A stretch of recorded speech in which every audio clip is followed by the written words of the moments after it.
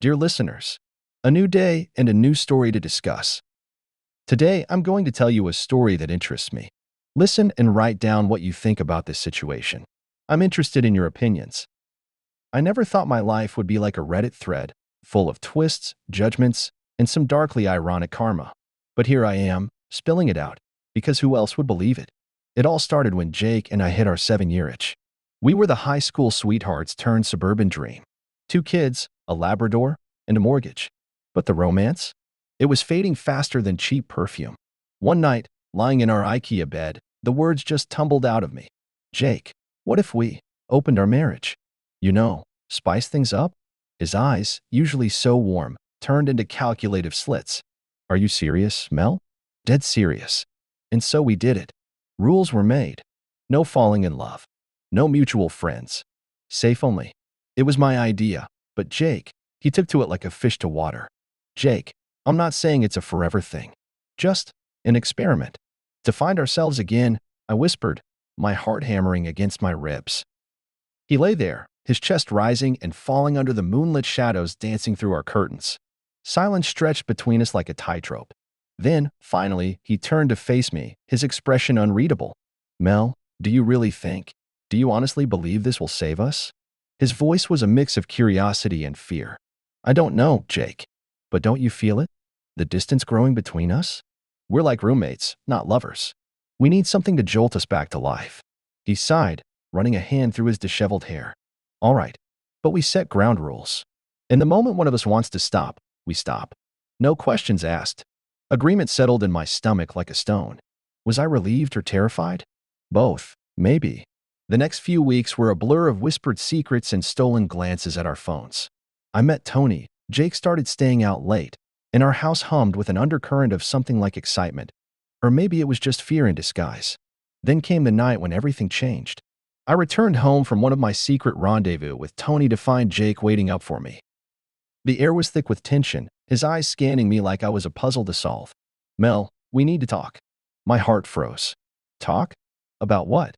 He paced back and forth, then stopped abruptly, facing me. This arrangement. It's not what I expected. It's not. It's changing us, Mel. I could hear the accusation in his voice, thinly veiled. Changing us? Or changing you? Me? He scoffed. Have you seen yourself, Mel? Sneaking around, coming home late. Who even are you anymore? I felt a hot surge of anger. Me? At least I'm trying to be honest here. You're the one turning into someone I don't recognize.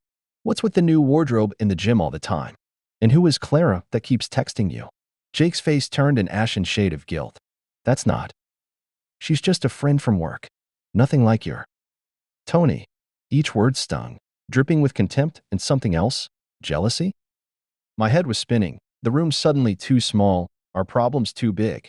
Maybe this was a mistake, I whispered, a tear escaping despite my resolve. No, Mel, we can make this work. But we need to be honest with each other. No more secrets, okay? I nodded, feeling a chasm of unsaid words yawning open between us. But I swallowed them down. Okay, no more secrets. But even as I said it, I knew it was a lie. Secrets were like weeds, sprouting up even when you think you've cleared them all. And our garden was overrun. The night ended with a hollow embrace, each of us lost in our own storm of thoughts. The seeds of distrust and regret were sown, but little did I know, the harvest would be more bitter than I could ever have imagined. I should have seen the signs when Jake transformed from a cuddly teddy bear into some gym-obsessed, cologne-drenched alpha. My adventure began and ended with Tony, an accountant with sad eyes and a smile that promised trouble. It was fun, at first. But then the doctor's call came. Melanie, your test results are in. I'm afraid it's an STD. I felt the ground slip beneath me. How could I be so stupid? Facing Jake was worse than the diagnosis. The look of disgust in his eyes tore through my soul. You've jeopardized everything, Mel.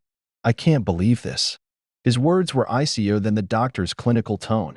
But what hurt was his hypocrisy. I knew about the women, the late nights.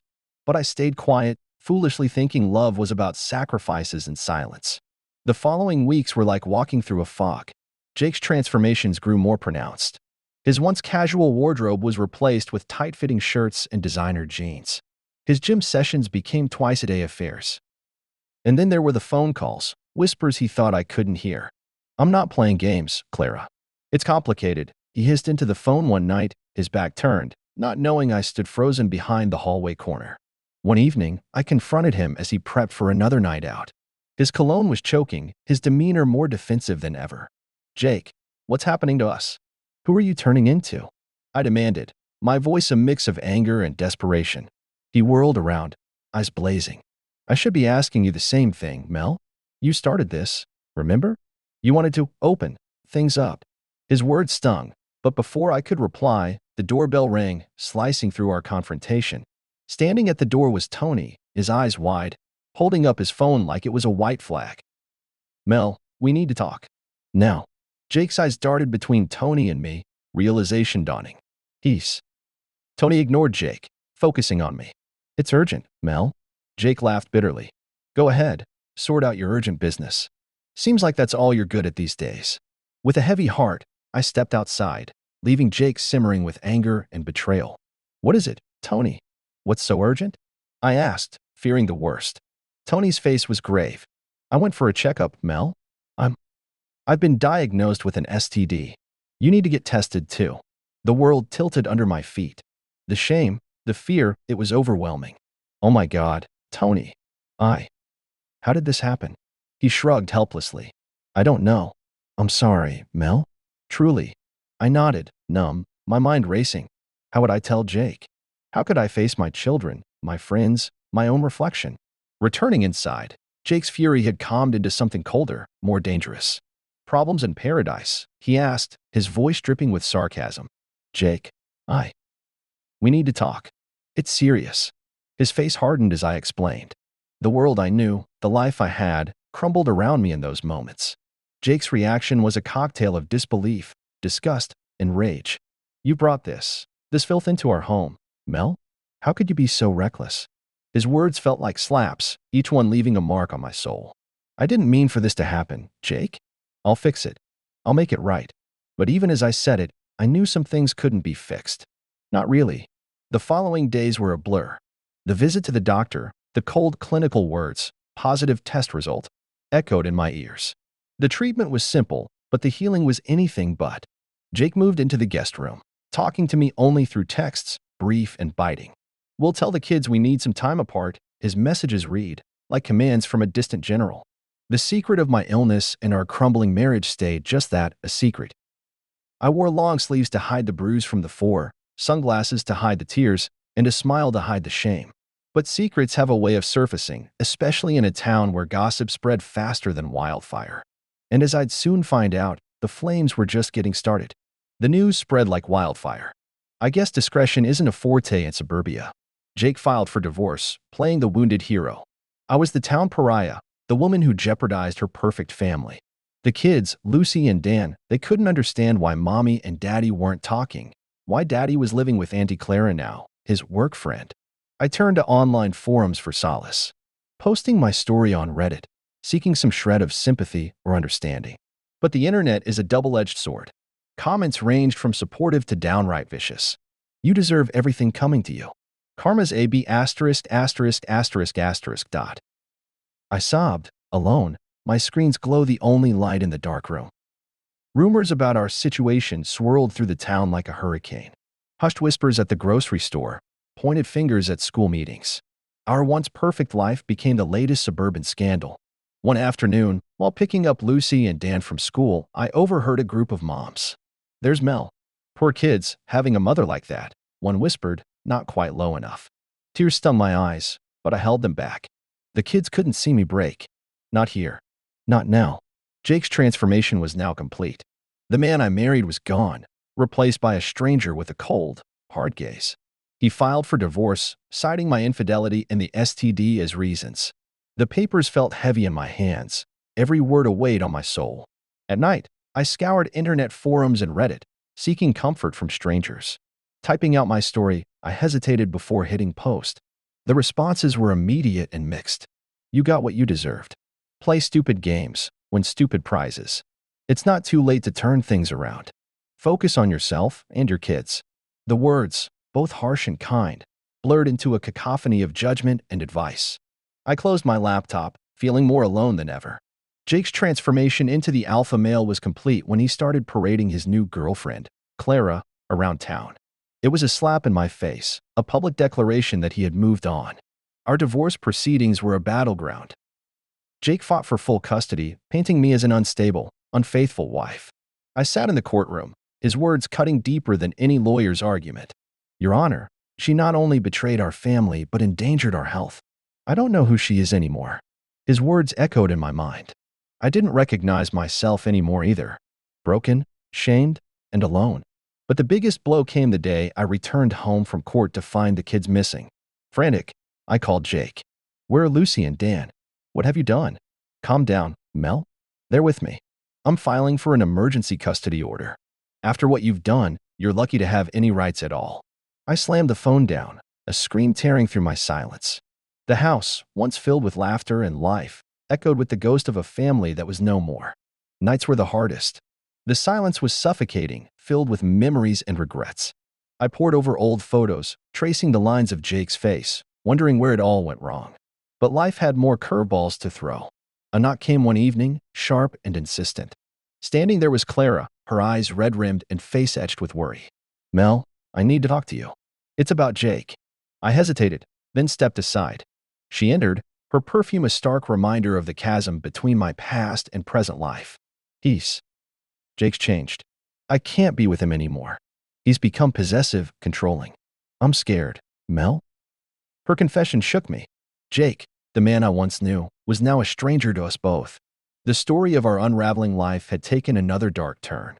Jake's alpha male facade was cracking, revealing a desperate, insecure man beneath. But as Clara left, a new resolve formed within me. My story wasn't over. Not yet. And with each passing day, with every challenge, I began to find pieces of the old Mel. But she was different now, stronger, forged in the fires of betrayal and heartbreak. The battle for my kids, my dignity, was just beginning. I spiraled, lost in a haze of self-pity and whine. But it was in that darkness I found clarity. An old Reddit comment caught my eye one night. Don't drown in a glass of water. Learn to swim. It was time to swim. I started therapy, worked on myself. The kids needed me, and I wasn't going to be a victim in their eyes. I fought for them in court, in life. The STD was curable, my broken heart, that was taking longer. Jake? He became a shell of the man I once loved. His alpha phase left him once the divorce novelty wore off. Clara left him, citing his obsessiveness and neglect. Irony, she's a harsh mistress. Days turned into weeks, and the fight for my children became the centerpiece of my existence. Legal documents, court dates, and endless meetings with my lawyer filled the void left by my family's absence.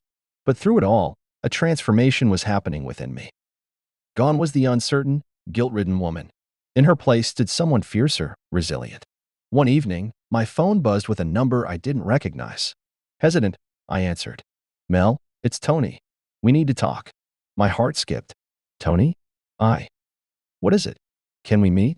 There's something about Jake, something you should know. Curiosity and a tinge of fear nudged me. I agreed to meet him at a quiet cafe the next morning. The Tony who sat across from me the next day was a far cry from the confident man I'd known. He looked worn, his eyes clouded with worry.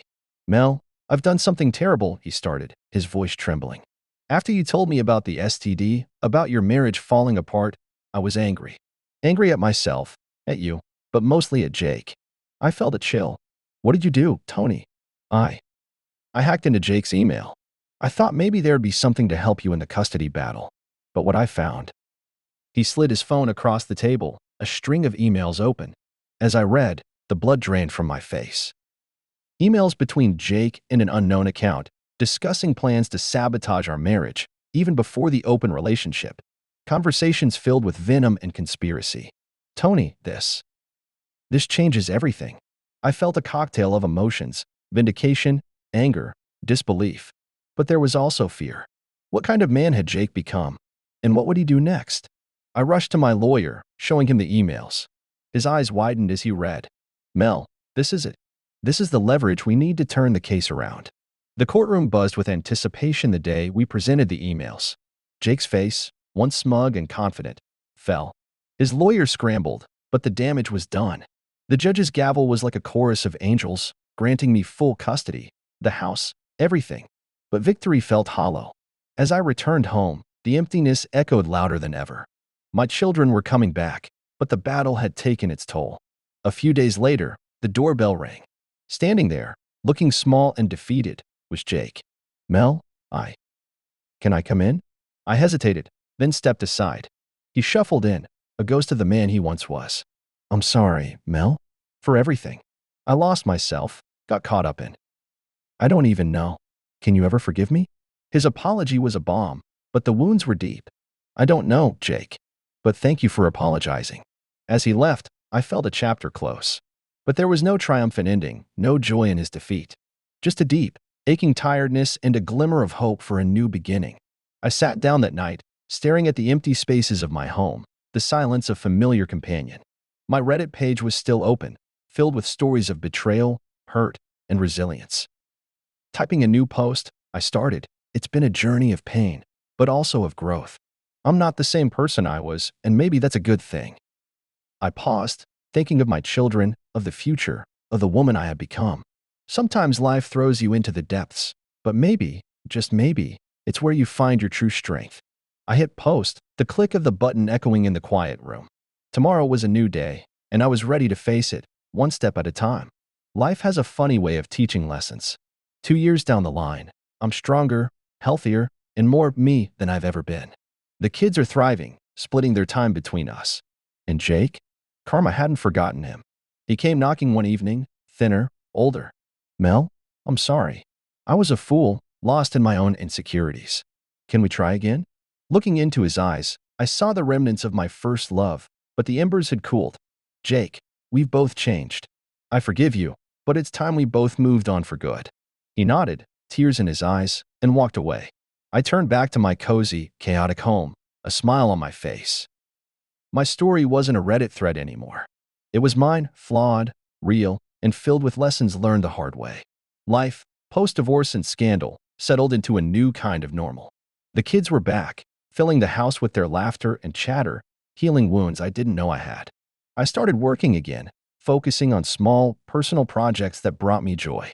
The community's whispers faded, replaced by nods of respect and occasional, tentative smiles. But karma wasn't done yet.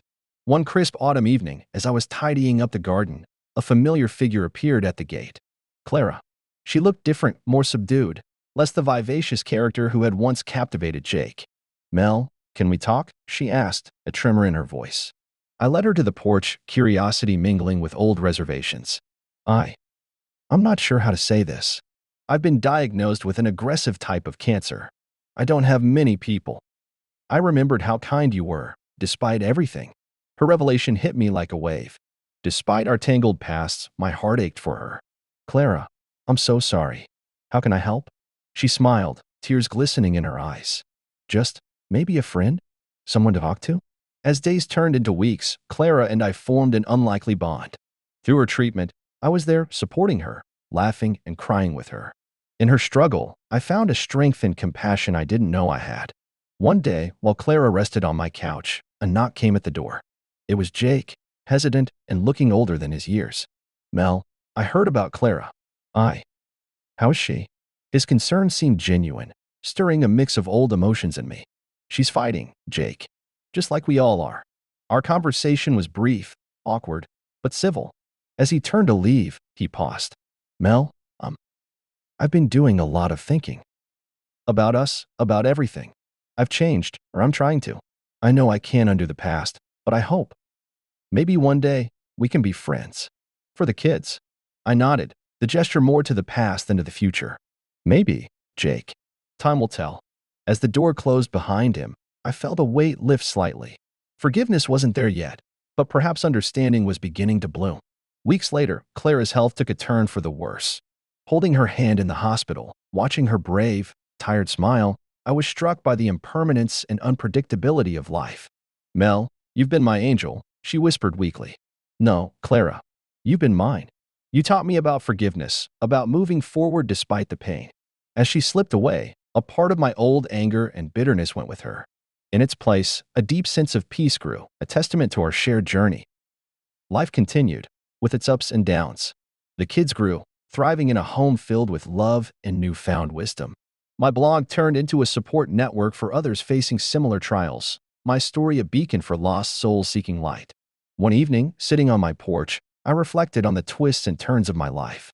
Karma had played its cards, sometimes cruelly, sometimes with a surprising gentleness. I started typing a new post, the screen glowing softly in the twilight. Life is a tapestry of events and emotions, each thread a story of pain or joy. In this journey, I've learned that karma isn't just about retribution, it's about the lessons we learn, the forgiveness we grant, and the love we discover along the way. I paused, a smile tracing my lips. The story of Mel, Jake, Clara, and even Tony was still being written, each chapter a promise of hope, strength, and renewal. I hit post, the click echoing into the night. In the world of my story, there were no neat endings, no final conclusions. Just the continual unfolding of life, in all its messy, beautiful glory.